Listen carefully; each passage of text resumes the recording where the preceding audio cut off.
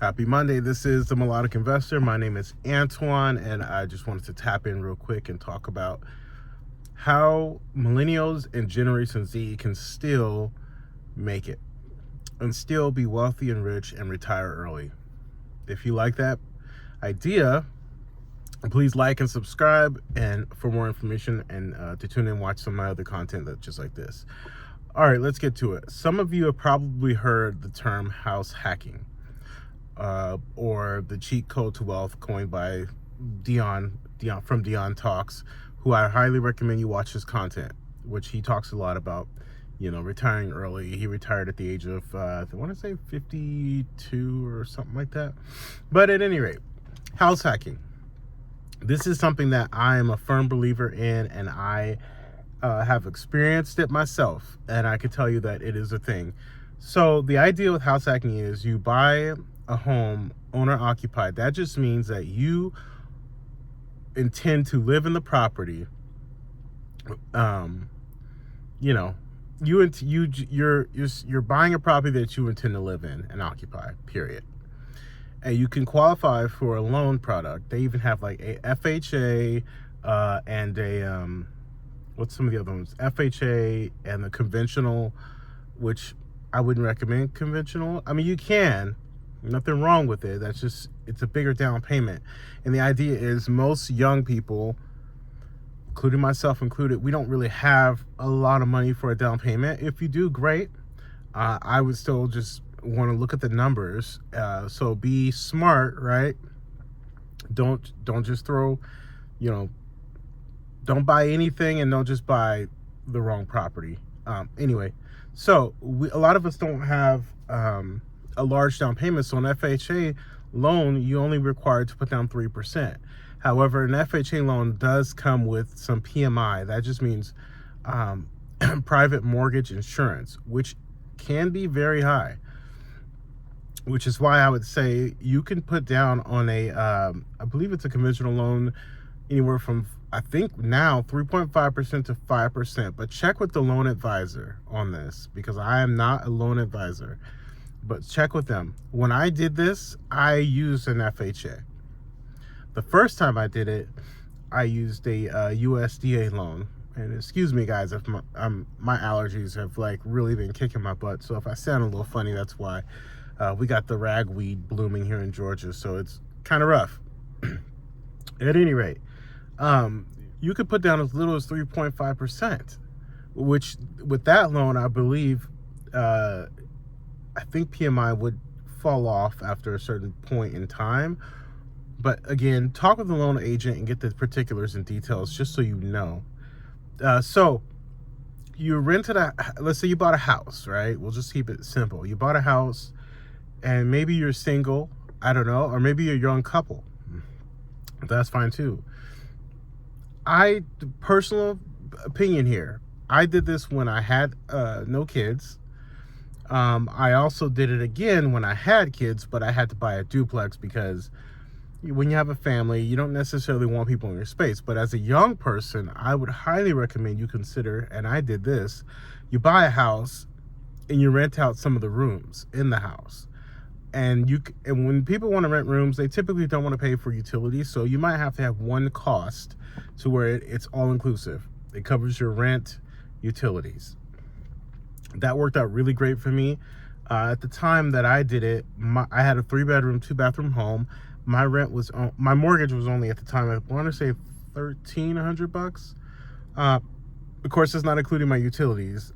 But I charged $650 to $700, and that gave them access to the whole entire house, water, utility, internet, the whole nine. These were college students as well, and they were able to save much more money living in the house as opposed to living in the dorm on the campus.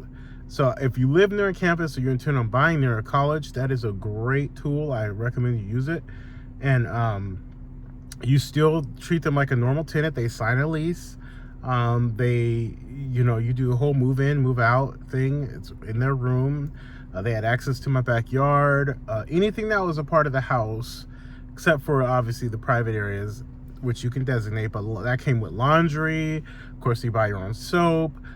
When it came to the refrigerator, I gave them their own shelf. Each person in the house had their own shelf, and I had a good sized refrigerator to accommodate that. So it was great.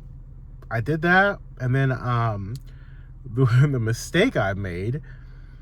How often do you hear people talk about this, huh? The mistakes that you make in real estate. I'm gonna make another video about that, talking about some of my failures in real estate, because I think that's important to highlight, because on social media you hear a lot of people winning, and you know, you see the glitz and the glam, and they don't talk about the dark side of it, like, you know, people who have been sued before, or you did something wrong, or you missed the calculation, or you're over budget on a project.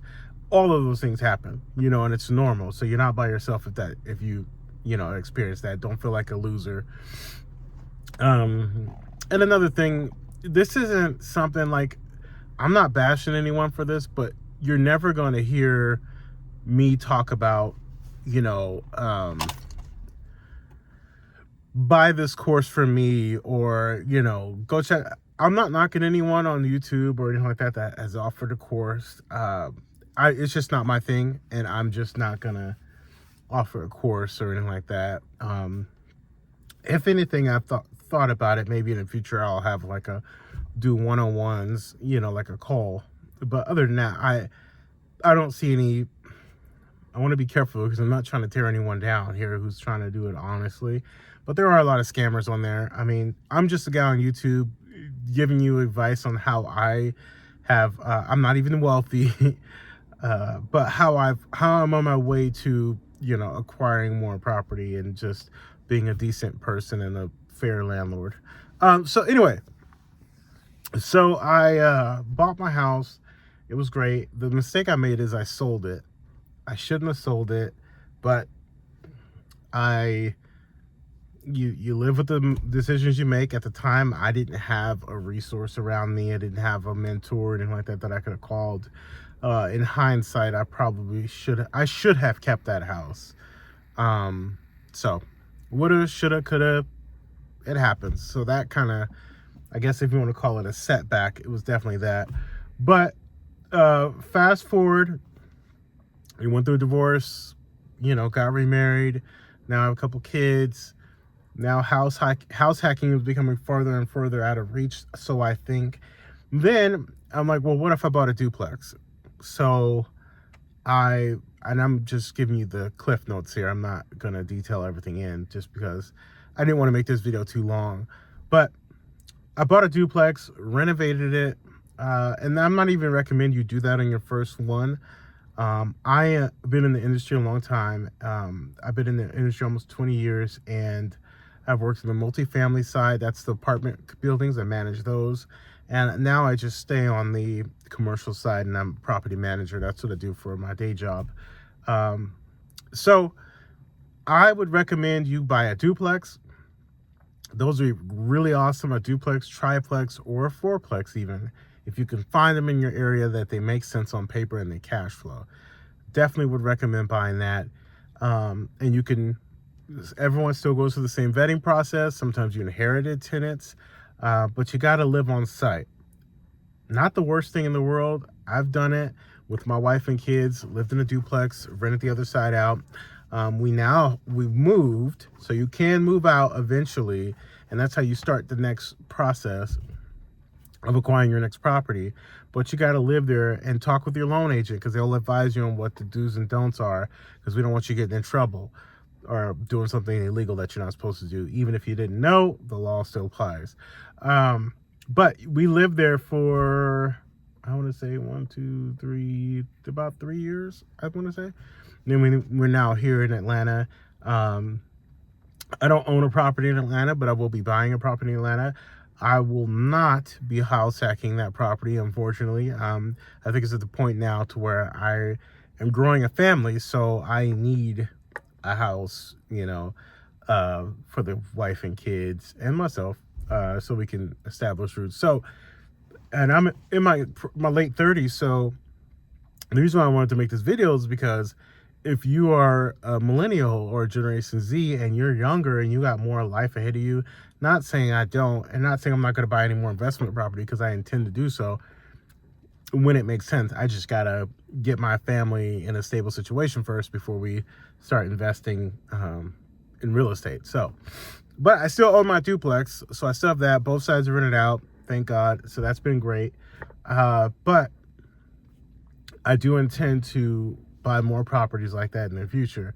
So what you do is you buy one and you live off, depending on how you run your numbers, but in general, you should be paying little to no mortgage payment, because the other side or your roommate should be covering that, right? And if they are covering that cost, then it allows you to save at a higher rate for a down payment for your next purchase.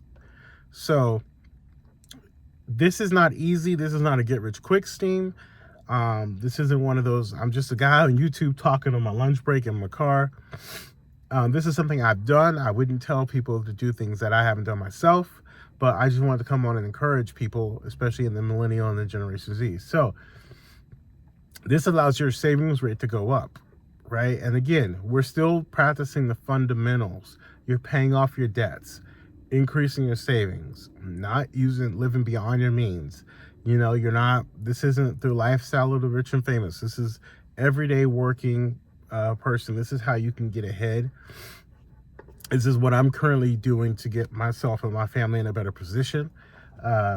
So once you've accumulated enough savings, then you could start, and it's been some time. I think it's a year before you can move out, or a year or 2 years, one of those. Before you can move out and rinse and repeat. So you buy another property, I don't know, 10 miles away. I don't know how far. You have to think about how you want to structure that, because some people don't like being in the same market. Some people feel like, well, if I already know my numbers in this market, maybe I could buy the house 2 blocks down or something like that and just make that an easy move.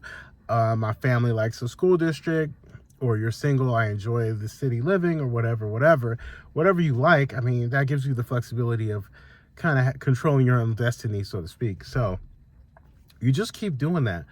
And the idea is you will accumulate these assets and you just hold them and wait. Because the key to getting wealthy is just to hold an asset, buy an asset that cash flows today. It has to cash flow day one. If it does not cash flow, that is a problem. And when you run your numbers, you don't run them as if you're living there. You run them as if you're not living there. Okay, that's a big tip there. So I'm going to say that again. When you run your numbers, run them as if you were renting the space that you're living in out, because that's going to give you your highest and best value, and that's going to give you an accurate look of, is this a good property to purchase or not. I buy in great areas that I would feel comfortable having my wife and kids in, period. I don't make this complicated. You try to, you do what you could afford. I stay away from areas I just wouldn't want to live in, period. That's it. So, and then you keep rinse and repeat. Maybe let's say you buy a duplex 1 year, you wait 2 more years, you buy a triplex, you buy a fourplex, single family home. You only need to get to 4 to 5. After 4 to 5, I would recommend that you just hang tight, reevaluate, reassess, and see how much more you want to go, because the reality is you don't need a lot.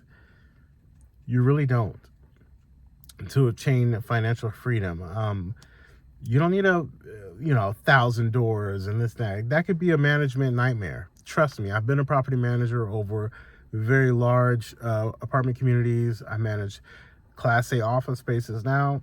Bigger is not always better. Don't believe the hype. And anyone that tells you that, I would love to debate them on that, because, excuse me, I live it day to day. I'm not saying it's bad, but I'm not saying it's for everyone. Not everyone needs to build an empire.